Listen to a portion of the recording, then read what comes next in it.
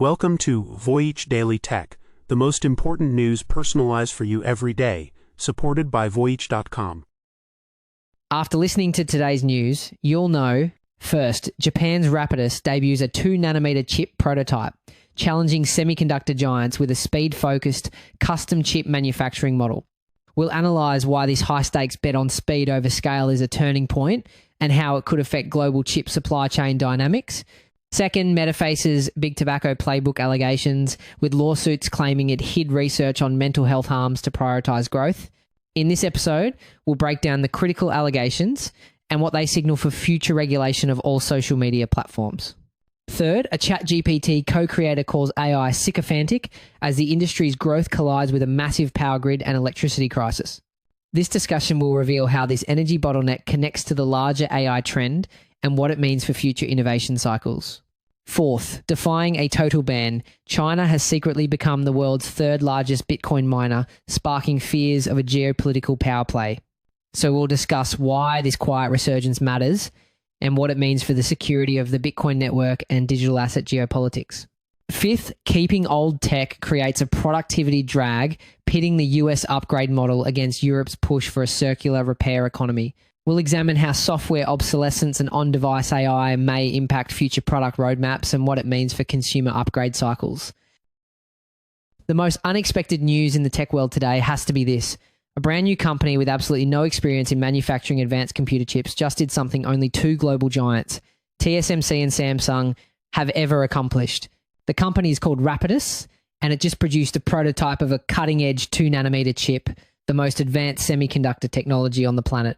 The significance here lies in the scale of the technology. A nanometer is 1/1000th of a meter. To put that in perspective, a single human hair is about 80,000 nanometers wide. So when we talk about a 2nm chip, we're talking about circuitry so small it's near the atomic level. Moving from the current 3nm standard to 2nm is a massive technological leap, allowing for chips that are significantly faster and more power efficient, which is exactly what the AI revolution demands. And all this is happening in Hokkaido, an island known more for lavender fields and ski resorts than for silicon. This is the heart of Japan's national mission to reclaim its tech dominance. The government has already poured $12 billion into Rapidus, part of a staggering national investment that, relative to its economy, is even bigger than the US CHIPS Act. And what's striking is the sheer scale of Japan's commitment. Research shows that Japan's semiconductor investment is about 0.71% of its entire economy. When we place that alongside the much publicized US CHIPS Act, which is only 0.21% of the US economy, the difference is stark.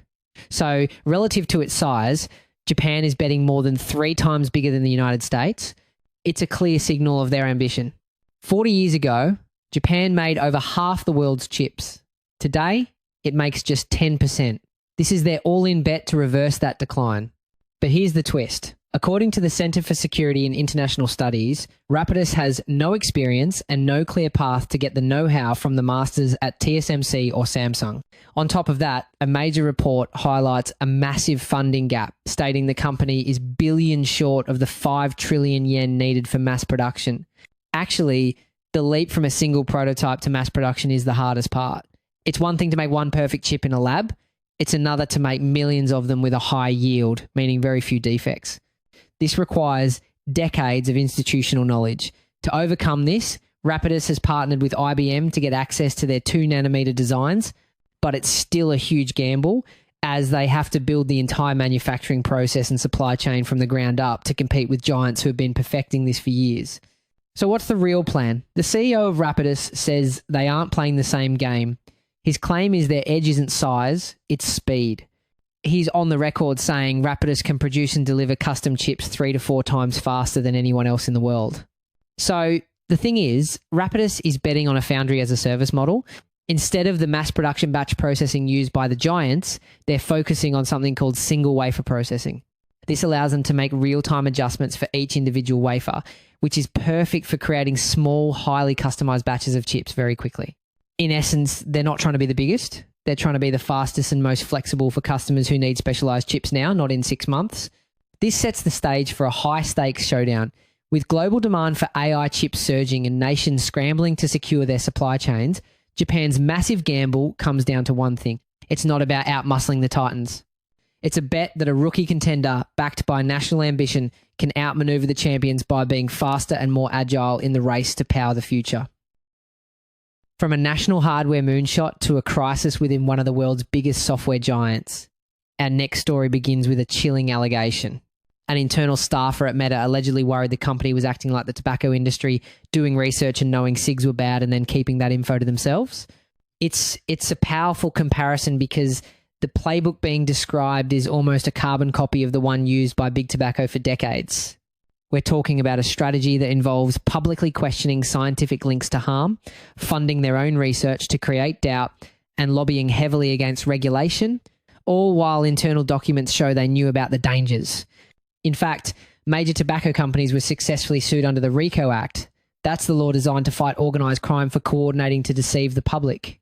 The question now is whether that same legal framework could be applied to big tech. New court filings from a lawsuit by US school districts allege Meta did exactly that. In a 2020 study, the company reportedly found that people who stopped using Facebook for just 1 week reported lower feelings of depression, anxiety, and loneliness. The response? Instead of publishing the findings, Meta allegedly shut the project down, claiming the results were tainted by a negative media narrative. Now, here's where it gets interesting from a legal and scientific perspective. Meta's defense hinges on the idea that you can't prove their platform times cause times the harm. Believe it or not, proving a direct causal link between a digital product and a psychological issue, like depression, is incredibly difficult. It's not like a physical product where you can clearly see the injury. There are so many other factors in a person's life. Tech companies often use this complexity to deflect responsibility, but the plaintiffs are arguing that even if it's not the times-only times because the platform is a significant contributing factor, and the company's own research backs that up. But the bombshell allegations go even deeper. Internal documents reportedly show Meta required users to be caught trafficking people for sex 17 times before their account would be removed, a threshold one document described as very, very, very high. The filings claim Meta knew that optimizing its products for teen engagement resulted in serving them more harmful content, but did so anyway, and stalled internal efforts to prevent child predators from contacting minors for years due to growth concerns. And that phrase, growth concerns, is key.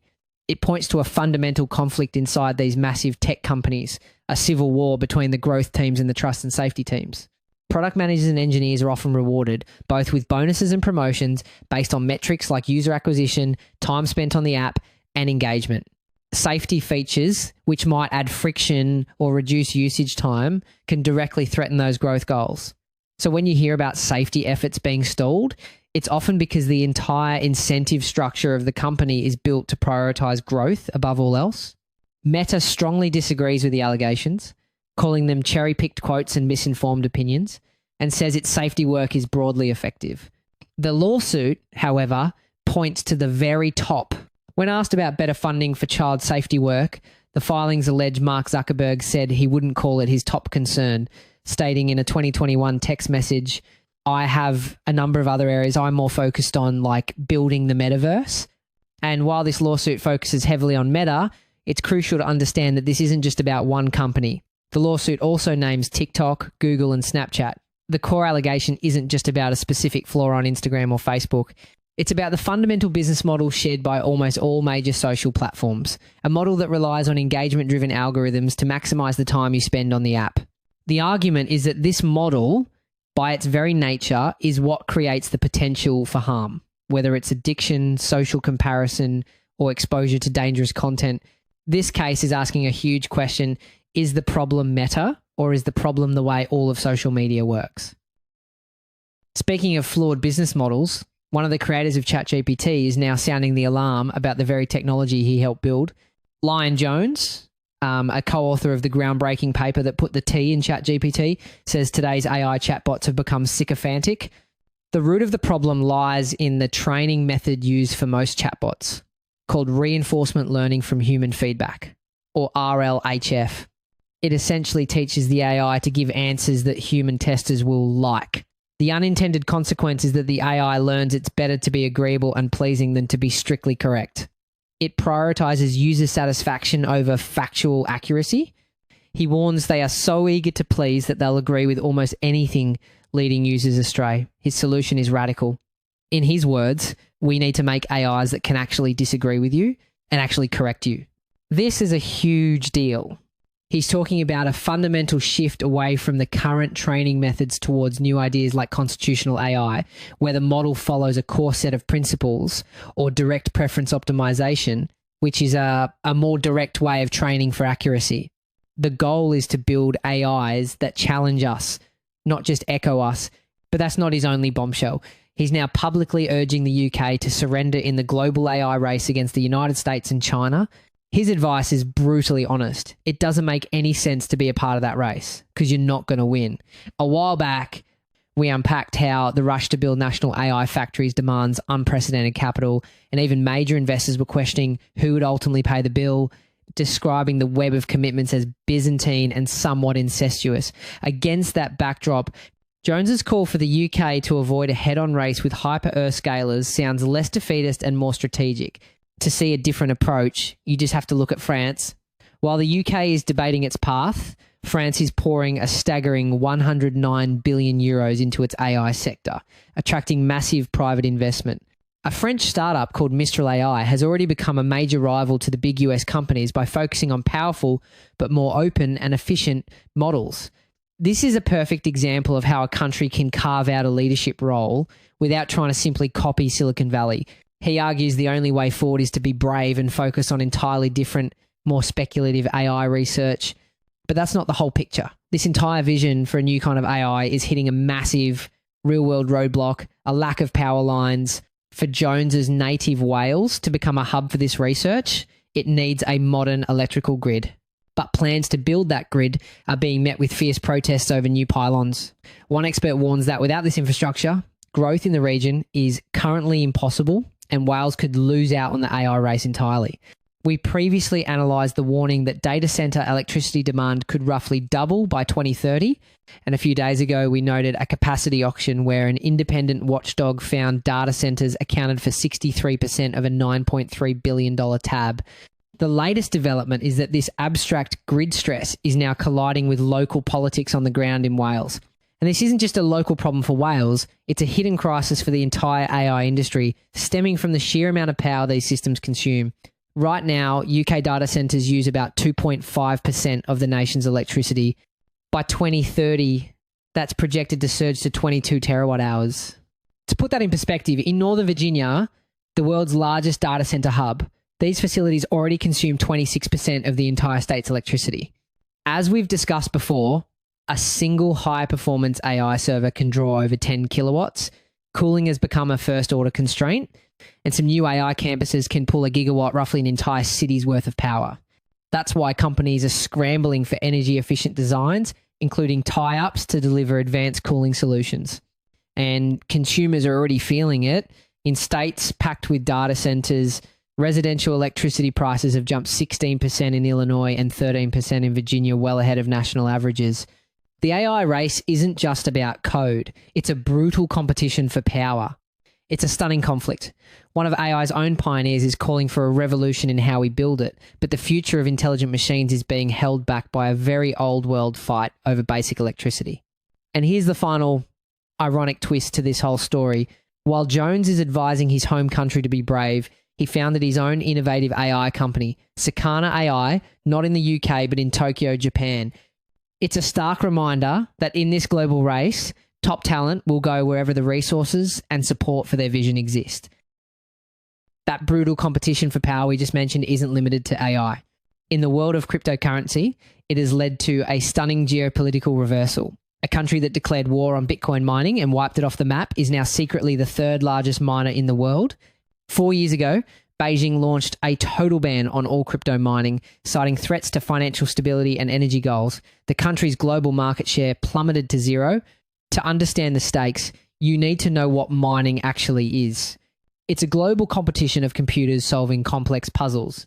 The total computing power in this race is called the hash rate, and controlling a piece of it gives you influence over the entire network. When China banned it, their slice of that global hash rate pie vanished overnight. Or so we thought. But the latest data reveals a stunning reversal. China has clawed its way back, now accounting for 14% of the world's Bitcoin mining, placing it third globally. Controlling a significant chunk of the global hash rate is a huge deal because it translates directly into geopolitical leverage. Some experts believe this isn't just about rogue miners. It could be a quiet, strategic move by China to accumulate Bitcoin. Why? Because Bitcoin is a decentralized asset, a state-resilient hedge against the US dollar and potential international sanctions. By controlling the computers that verify transactions, China gains an advantage in the future of digital finance. And this isn't just a few rogue operators. The numbers tell a different story. Canaan, the world's second biggest maker of mining machines, saw its revenue from China explode. After the ban, sales in China were just 2.8% of its global total. Last year, that number skyrocketed to over 30%. And in the second quarter of this year, a source with direct knowledge reported that China accounted for more than 50% of the company's sales. So how is this happening? Miners have become masters of disguise. They're using sophisticated methods to hide their activity, like using VPNs to mask their location and burying their mining operations inside existing legitimate data centers. They're essentially running these massive server farms under the cover of regular high-performance computing tasks, making it incredibly difficult for authorities to detect. Miners are flocking to energy-rich provinces like Xinjiang. One private miner there said, "A lot of energy cannot be transmitted out of Xinjiang, so you consume it in the form of crypto mining." New mining projects are under construction. They're exploiting cheap electricity and a boom in data centers that local governments overinvested in. This is what's known as the stranded energy paradox. Provinces like Xinjiang have invested massively in renewable energy, like wind and solar, creating a huge surplus of power that their grids can't handle or transmit to other parts of the country. For local officials, allowing a secret Bitcoin mine to set up shop and pay for that otherwise wasted energy is a pragmatic solution, even if it defies the central government's ban. This isn't just a quiet rebellion. One industry CEO called the resurgence of mining in China one of the most important signals the market has seen in years, adding that even hints of policy easing could act as a major tailwind for Bitcoin. What's truly fascinating is how this contrasts with China's other crypto policies. While the mainland cracks down, it seems to be using Hong Kong as a regulated crypto sandbox. Hong Kong is rolling out a strict licensing system for stablecoins, creating a legitimate, supervised space to experiment with digital finance. This has led some analysts to believe we're seeing a one country, two crypto system strategy experiment with regulated finance in Hong Kong while unofficially accumulating Bitcoin through illegal mining on the mainland. The core conflict is clear: an official government ban versus powerful economic incentives. While Beijing has not officially relaxed the curbs, the activity on the ground is undeniable, with some analysts estimating that up to 20% of all Bitcoin mining now happens in China. This all points to a larger trend, with one lawyer who follows the industry stating that government policies will likely be gradually loosened. His reasoning is simple: you simply cannot stop such a profitable business completely. From the specialized machines driving the crypto world, we now turn to the devices in all of our hands and the hidden economic cost of holding on to them for too long. That old smartphone you're clinging to, it's part of a trend that's quietly costing the economy billions of dollars in lost output. It's a massive productivity drag, and the numbers are staggering. A recent workplace study found 88% of employees report that inadequate technology stifles innovation. Another 24% say they work late or overtime specifically because of aging tech issues. Interestingly enough, this isn't just about old hardware. In corporate settings, the slowdown is often due to a mix of budget constraints, complex security vetting, and what some call tech inertia. This isn't just a feeling. Research from the Federal Reserve is even more blunt. It shows that if European companies had simply matched US investment patterns in new equipment since 2000, the productivity gap with Germany would have been reduced by 101%. This situation presents a fascinating duality between two economic philosophies. We're talking about two completely different ways of measuring economic health. The US model prioritizing this kind of raw productivity, and on the other side, Europe's increasing focus on a circular economy. One McKinsey report suggests that embracing repair and reuse could boost GDP by 7% by 2030, all while tackling the massive e-waste problem. But the rabbit hole goes deeper than just companies trying to save cash. The real surprise is that employees themselves often resist upgrades. One expert says workers actually cringe when the IT department arrives with a new device, preferring the comfort of the old over the productivity of the new. And the resistance is real. One survey found that about 1 in 7 workers have flat out refused to use new workplace technology. The reasons are often simple: fear of the unknown, poor training, or just the frustration of learning a new system that doesn't work as advertised. And the consequences ripple outwards. Your old device doesn't just slow you down. One CEO warns that entire networks have to throttle back their speeds in order to accommodate the slowest device. That means older tech is literally dragging down performance for everyone. Often, this slowdown isn't an accident. It's a business strategy known as software-driven obsolescence. Manufacturers intentionally stop providing software updates for perfectly functional devices. Apple, for example, typically supports its phones for 5 to 7 years, but many Android devices only get 2 or 3 years of major updates. After that, your device becomes a security risk and can't run the latest apps, effectively forcing you to buy a new one. This has ignited a core conflict. On one side, there's a push for constant replacement. On the other, a call to build a real circular economy, where device repair is treated like infrastructure, not an unregulated shadow market. And that shadow market is huge. The formal registered electronics repair industry in the US is valued at over $21 billion. The informal, unregulated market of independent shops and freelance technicians is likely just as big, if not bigger. While it provides cheaper repairs, it's a grey market filled with risks like inconsistent quality, potential data security issues, and the use of counterfeit parts. But as the average person now holds onto their phone for 29 months, up from 22 just a few years ago, the hidden costs are mounting. However, if you zoom out, you'll see tech companies are desperate to reverse this trend. Their new weapon? On-device artificial intelligence. They're betting that new killer app features that require specialized AI chips, or NPUs, will finally convince you to upgrade. This is different from the cloud-based AI we're used to, as it processes data directly on your phone, offering more privacy and speed. The big question is whether people will care enough to buy a whole new device for it. An economist studying the trend delivers the final verdict. While keeping devices longer may seem financially or environmentally responsible, the hidden cost is a quieter erosion of economic dynamism and competitiveness. But this final verdict is based on a traditional view of the economy. It overlooks the fact that only about 22% of the 62 million tonnes of e-waste generated globally is properly recycled. An economy built on repair and reuse could create new jobs and reduce our reliance on mining finite resources. So maybe the real cost isn't a loss of dynamism, but the environmental price we pay for constantly throwing things away. That's it for today on Voyage Daily Tech. Follow, share, and stay tuned for daily updates coming your way tomorrow.